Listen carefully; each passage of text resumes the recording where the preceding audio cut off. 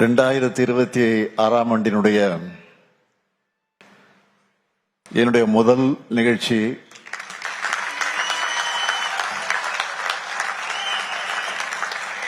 மறுமலர்ச்சி திராவிட முன்னேற்ற கழகத்துடைய பொதுச் செயலாளர் என்னுடைய ஆரோக்கிய அண்ணன் வைகோ அவர்களின் இந்த சமத்துவ நடைபயண தொடக்க விழாதான் என்னுடைய முதல் நிகழ்ச்சியாக அமைந்திருக்கிறது.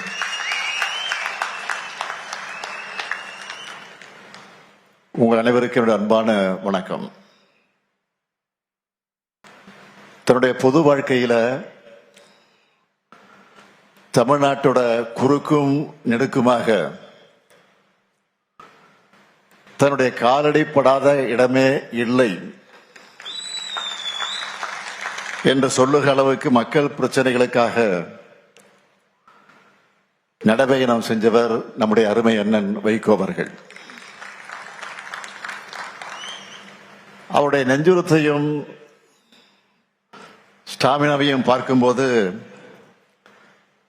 அவருக்கு 82 வயசா அல்லது 28 வயசா என்று நமக்கெல்லாம் ஆச்சரியப்பட தோணுது. ஒரு இளைஞருக்குரிய வேகத்தையும் ஊக்கத்தையும் உத்வேகத்தையும் இன்னைக்கு அவர்கிட்ட நாமெல்லாம் பார்க்கிறோம். இளைஞர்களுக்கு நல்வழி காட்டிட, அதுவும் இளைஞர்களோட ஒன்று சேர்ந்து இந்த சமத்துவ நடைபயணத்தை தொடங்குகிற அண்ணன் வைகோ அவர்களுக்கு என்னுடைய வாழ்த்துக்கள், பாராட்டுக்கள். திராவிட இயக்கத்தை பொறுத்த வரைக்கும் காலந்தோறும் இளைய தலைமுறையோட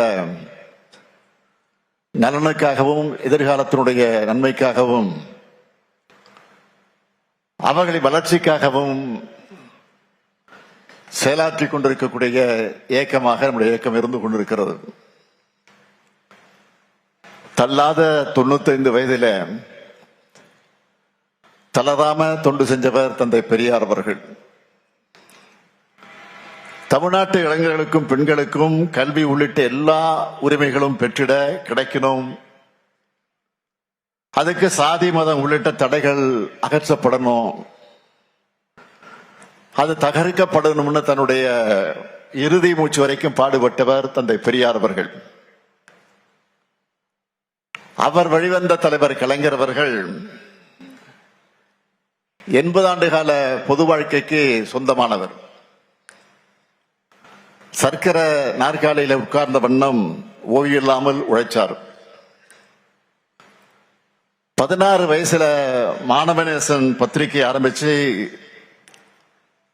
இளைஞர்களுடைய உரைவாடைய அவர் 89 வயசுலயும் பேஸ்புக், ட்விட்டர்ல இளைஞர்களுடைய அரசியல் பண்ணார். அப்படிப்பட்ட திராவிட இயக்க யூனிவர்சிட்டியில படிச்சவர் தான் அண்ணன் வைகோ அவர்கள். ஏன், இந்த ஸ்டாலினும் அதே யூனிவர்சிட்டி மாணவன் தான். அண்ணன் வைகோ அவர்கள் தலைவர் கலைஞருக்கு பக்கத்திலே இருந்து அரசியல் கத்துக்கிட்டவர். தலைவர் கலைஞர் அவர்களை பற்றி அடிக்கடி சொல்லுகிற போது அவர் குறிப்பிட்டு சொல்லுவார், இமைப்பொழுதும் நம் நெஞ்சை விட்டு அகலாத தலைவர் கலைஞரும் சொல்லுவார். அவரே குறிப்பிட்டார். அப்படிப்பட்ட தலைவர் கலைஞர் அவர்கள் மதுரையிலிருந்து திருச்செந்தூருக்கு நீதி கேட்டு நடைபயணத்தை நடத்திய நேரத்தில் அவருடைய கால் கொப்பளிக்க நடந்து சென்ற போது அவருக்கு பாதுகாவலராக கூடவே நடந்தவர் தான் அண்ணன் வைகோ அவர்கள். இன்னைக்கு தேர்ந்தெடுக்கப்பட்டிருக்கக்கூடிய இளைஞர் படையோடு சமத்துவ நடைபயணத்தை நடத்துகிறார். இந்த நடைபயணத்தில் பங்கேற்கக்கூடிய பலரையும் நேர்ல அவரே தேர்வு செஞ்சிருக்கிறார். அது எப்படி தெரியுமா?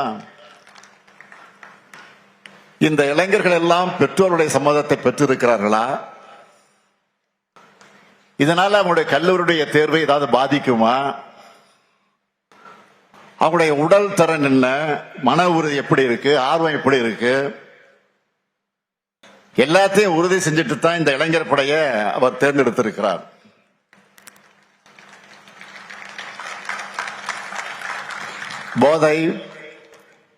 போதைப் பொருள், அந்த போதைப் பொருளின் ஒழிப்பு,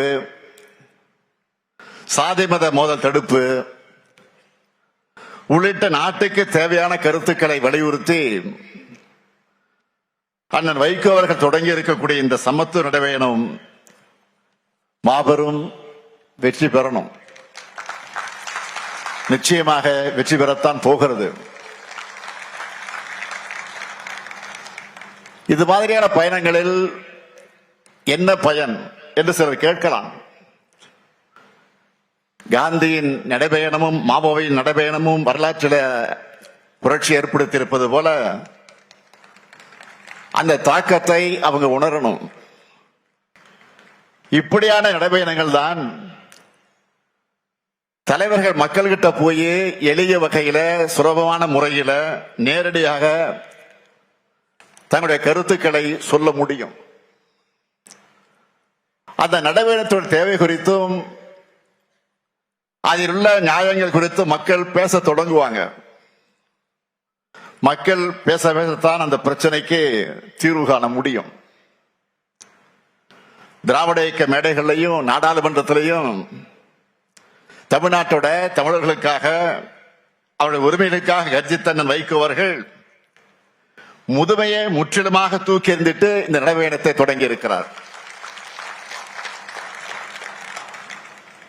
இளைஞர்களுடைய எதிர்காலத்தை சீரழிக்கக்கூடிய போதைப் பொருட்களை நாம நிச்சயமாக ஒழிக்கணும். அதுல எந்த கருத்து மாறுபாடும் வேறுபாடும் கிடையாது. போதையின் பாதையிலிருந்து இளைஞர்களை காக்கணும்.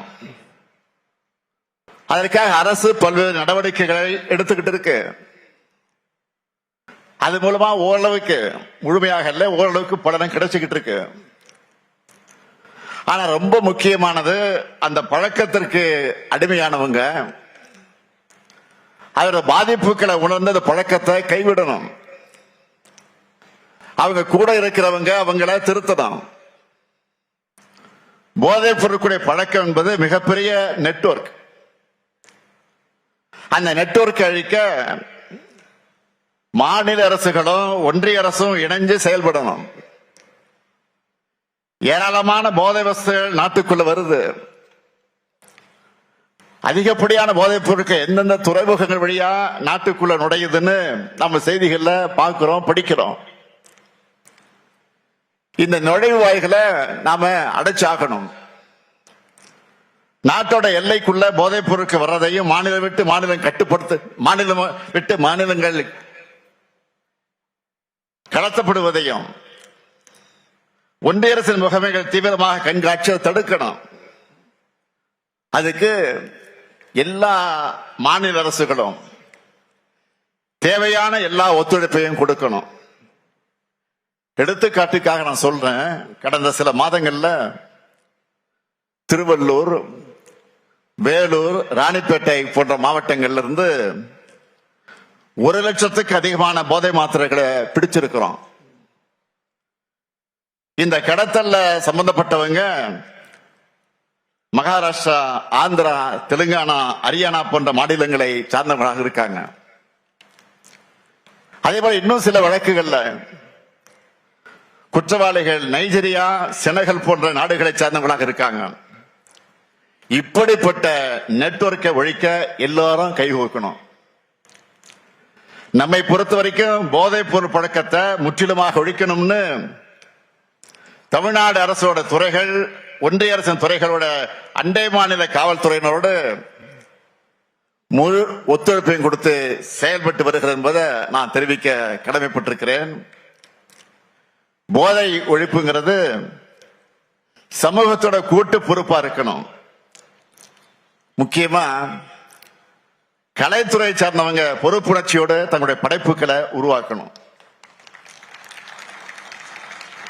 போதையின் தீமைகளை சொல்றது தப்பில்ல, அதை குளோரிஃபை பண்றது ஒரு தலைமுறையே சீரழிச்சிரும். அதே போல பெற்றோர்கள் தங்கள் குழந்தைகள் பாசத்தை காமிக்கணும் தான், அதை மறுக்க முடியாது. அதுக்காக அவன் பாதை மாறி போகும்போது வேடிக்கை பார்த்து கொண்டிருக்க கூடாது.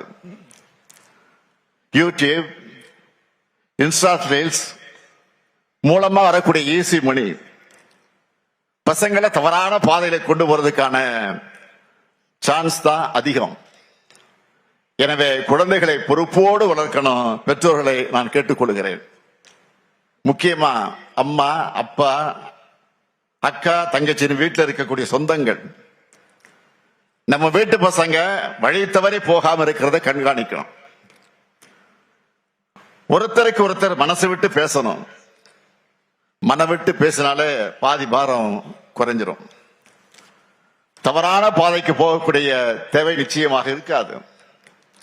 அதேபோல் ஆசிரியர்கள், சமூக வலைதள பிரபலங்கள் எல்லாருமே போதைப் பொருளுக்கு எதிரான விழிப்புணர்வை தொடர்ந்து பரப்பணும்னு நான் கேட்டுக்கிறேன். அடுத்து, இன்னைக்கு நாட்டில் நிலவக்கூடிய முக்கியமான பிரச்சனை என்றால் அது சாதி மத மோதல்கள் தான். ஒன்றிய அமைச்சர் உள்ளிட்ட பொறுப்பில் இருக்கக்கூடிய பதவிகள் இருக்கக்கூடியவங்களை இப்ப வெறுப்பு பேச்சுக்களை பேசியும் இரு பிரிவினருக்கிடையே மோதலை தூண்டுகிற விதமாக செயல்படுவதை பார்க்கிறோம். தனிப்பட்ட முறையிலான நம்முடைய கொள்கைகளுக்கு நம்ம இந்திய நாட்டை ஒருமைப்பாட்டை அமைதியை சீர்குலைக்கக்கூடிய ஆசாகார வேலையை அவங்க ஈடுபட்டு இருக்காங்க. நாட்டில் இஸ்லாமியர்கள், கிறிஸ்துவர்கள், ஆதி திராவிடர்கள், பிற்படுத்தப்பட்ட மக்கள்னு எல்லாரும் அச்சத்தில் வாழக்கூடிய ஒரு நிலைமை இன்றைக்கு ஏற்பட்டிருக்கு. இப்போ அண்மையில் நடந்த கிறிஸ்துமஸ் சமய விழா நடந்துச்சு. அந்த சமயத்தில் நாட்டில் பல்வேறு இடங்கள் நடந்த தாக்குதலை பற்றி எல்லாருக்கும் தெரியும். சில ஆண்டுகளுக்கு முன்னாடி நம்ம நாட்டில் இந்த நிலைமை இருந்துச்சா? ஊரே ஒண்ணு சேர்ந்து மகிழ்ச்சியா இருந்த காலம் போய் ஒருத்தருக்கு ஒருத்தரை எதிரியா கட்டமைக்கிற வேலையை பிளவுவாத சக்திகள் இன்றைக்கு தெளிவா செஞ்சிட்டு இருக்காங்க. அன்பு செய்ய சொல்லித்தர வேண்டிய ஆன்மீகத்தை சில கும்பல் வம்பு செய்வதற்காக பயன்படுத்துகிறாங்க. இந்த நிலையிலேதான் அண்ணன் வைகோ அவர்கள் இந்த சமத்துவ நடைபயணத்தை தொடங்கி இருக்கிறார். திராவிட இயக்கத்திற்கு பல்வேறு திருப்பு முனைகள் கொடுத்த நகர் தான் இந்த திருச்சி நகர். அண்ணன் வைகோ அவர்கள் இந்த நடைபயணம் நிச்சயமா புதிய வரலாற்றை படைக்கும். இந்த நடைபயணத்தோட தாக்கத்தை சமூக வலைத்தளங்கள் கொண்டு சேர்ந்து இளைஞர்களை பேசும் பொருளாக ஆக்க வேண்டியது ஊடகங்கள் மற்ற எல்லோருடைய கடமை. மது போதையும் அதைவிட ஆபத்தான மதவாத அரசியல் போதையும் தமிழ்நாட்டுக்குள் நுழைவிடாமல் தடுத்திட நாமெல்லாம் ஒன்று சேர வேண்டும். அண்ணன் வைகோருடைய நடைபயணம் நிச்சயமாக புதிய எழுச்சியை உருவாக்க இருக்கிறது. அண்ணன் வைகோ அவர்கள் இந்த சமத்துவ நடைபயணம் வெற்றி பெற வேண்டும் என்று நான் வாழ்த்துகிறேன். அதே நேரத்தில் உரிமையோடு அவரிடத்தில் நான் கோரிக்கை வைக்க விரும்புகிறேன். உங்கள் அனைவரின் சார்பில் உங்களுடைய நோக்கம் பெரிதென்றாலும் உங்களுடைய உடல்நலம் எங்களுக்கு பெரிது. எனவே இந்த பயணத்தை நீங்கள் கவனமாக மேற்கொள்ள வேண்டும். அது மட்டுமல்ல, இது மாதிரியான கடுமையான நடைபயணங்களை நீங்கள் இனி மேற்கொள்ளக்கூடாது என்ற என்னுடைய அன்பான வேண்டுகோளை நீங்கள் கட்டளையிட்டால் அதை செய்வதற்கு மறுமலர்ச்சி திராவிட முன்னேற்ற கொண்டு தயாராக இருக்கிறாங்க. அதனால்தான் அந்த உரிமையோடு கேட்கிறேன்.